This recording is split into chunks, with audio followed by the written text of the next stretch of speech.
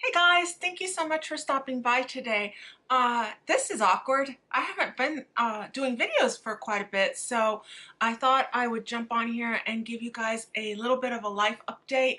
I've had a couple of things happen to me this year that really made it almost impossible for me to film up until this point in the year. So I thought I would share it with you guys that way. First of all, I want to thank you guys for having stuck around so long without getting one video from me. I know it's been a hot minute since I did a video. I would say it's been way over almost to a year. It'll be a year exactly in October, I believe, that I posted our last video. Maybe it was in November. I might be wrong. It might have been in November. But anyways, it's been a hot minute, let's just put it that way, that I've been able to film. And so I really felt that y'all needed to kind of hear a little bit about what I went through in the beginning of this year. At the end of last year, I don't know if you were aware, but during several videos, I would mention that I hadn't been feeling really well, that, that I just was finding it a little bit challenging to, get going and doing things. And so I ended up going to my doctor and, they informed me, through a bunch of tests that I had to have done, I had a slew of tests done, that I had to undergo open heart surgery. My heart was, I had what's called an anomaly. There was, my right coronary artery did not go in the way it's supposed to. It kind of did a roller coaster inside of my heart. And so it was going in the wrong place, and they had to basically go into my heart and what they would call is it like they repiped my heart. They had to put it where it was supposed to go, and then I had to go through a process of healing. That ended up happening on February 19th. So I would say from about the end of November to about February, I went downhill quick. I couldn't figure out what was going on. I couldn't get the energy to get out of bed. It felt like my whole body was just giving out on me. And in essence, my heart was just unable to get enough blood to go through to the rest of my body because the right coronary artery literally wrapped itself around my left one, and it was choking it every time it would pump. So one would engorge and it would pump, it would choke the other, and the other would engorge and it would choke the other. So anyways, that's a little bit more detail that you probably wanted to hear. So I now have a warrior wound, but that's not all. In April, it was actually on my daughter's birthday. I couldn't get, after the surgery, I just couldn't get going. I was in so much pain, and I was in so much, it was just agony. I have no other word to say that other than just absolute and complete agony. So anyways, I ended up having to go in to the emergency room because I was just, it was awful. To walk from my room to the living room was just, it was just beyond what I can describe. Well, it turns out that there was a reason for that. I was holding inside of my pericardial sac, I had almost 2 liters of fluid. That's a lot, guys. I mean, they had to go in and I had to have a second surgery, and they had to drain my heart. And that surgery was very, very painful as well. I mean, here a month and a half after my first surgery, and I'm having to go under once more.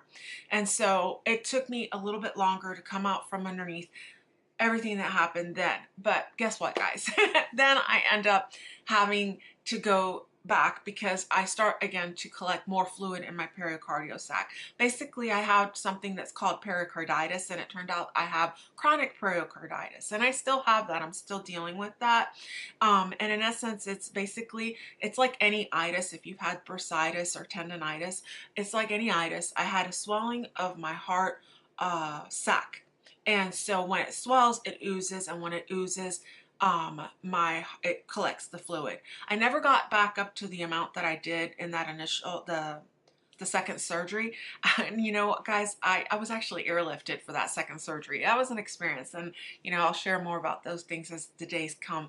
But I ended up again collecting more fluid. It wasn't quite as much, but I did collect some, and so I'm still in the process of working through the pericarditis and some of the other things that came along with that.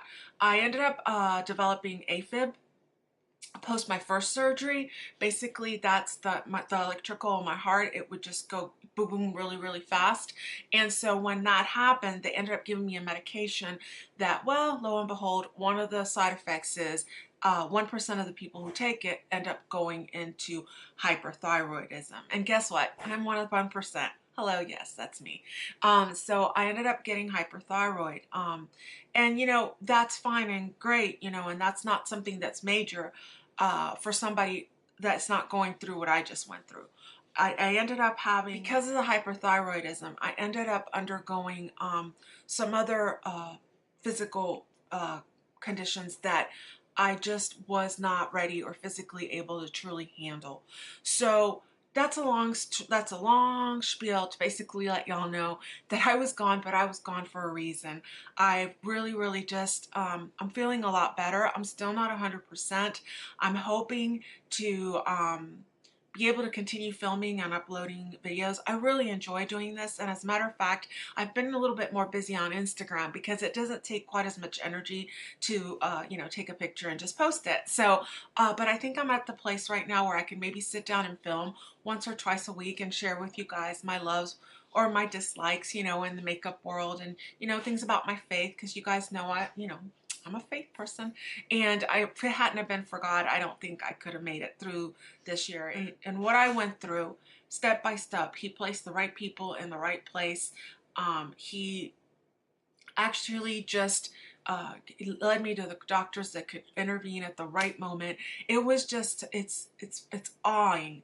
I'm awed. I'm awed at how big God was and how He made sure that I would be taken care of. I don't know how else to say that. I was so overwhelmed. My family was so amazing. For my first surgery, I was so blessed that I had so many people come and be with me during that time. Not just be with me, but be with my mom. She's 80, at the time she was 86 years old. Be with my younger brother and my daughter, who was basically facing a nightmare. You know, I'm her mom, and here I was undergoing some major surgery. And not only that, but she had witnessed me slowly go downhill from, I would say, almost in October through the beginning of the year. I mean, it got to where I could barely get out of bed. And sorry guys, it brings tears to my eyes because it wasn't easy. It has not been easy, but I have been so blessed. God has been so good, and He has been so faithful, and He has provided exactly what I needed every step of the way.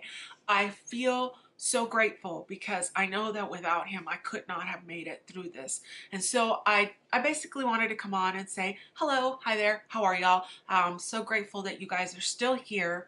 I am grateful that I get to be here to share my story. I'm grateful that I get to share my war wound. It's right here.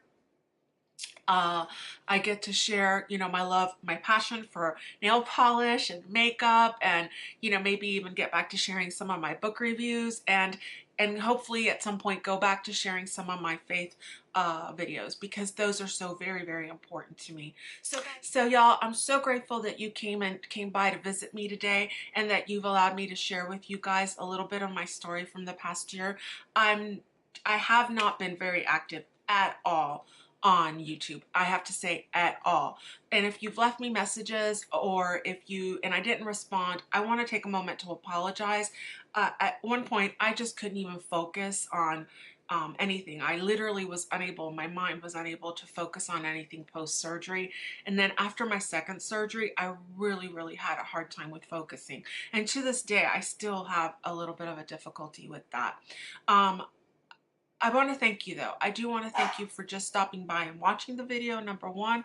And more than that, for any support that you've given me throughout this year. I have friends, my personal friends that watch me on YouTube, and I want to thank you. I have virtual friends that I've never really physically met, but are so close to me that I want to thank them, because they've all reached out to me and let me know that, one, they missed me. Where are you? What's going on? Or if I had informed me throughout the whole ordeal, they would text me and let me know. Julie from Quebec, thank you. Princess, you know who you are. Thank you. You guys just followed me every step of the way, and I'm really, really grateful.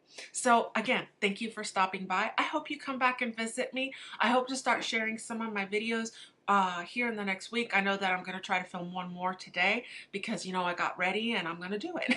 And I set up and I'm going to go ahead and do it. I'm going to try and dry my tears because I think that right now, if y'all see me looking this way, it's because I have a mirror because I can't see the video as it films. So it's hard for me to, you know, see how bad my tear stained face is looking. So, but I wanted to thank you. You guys have a good day. Come back and visit me.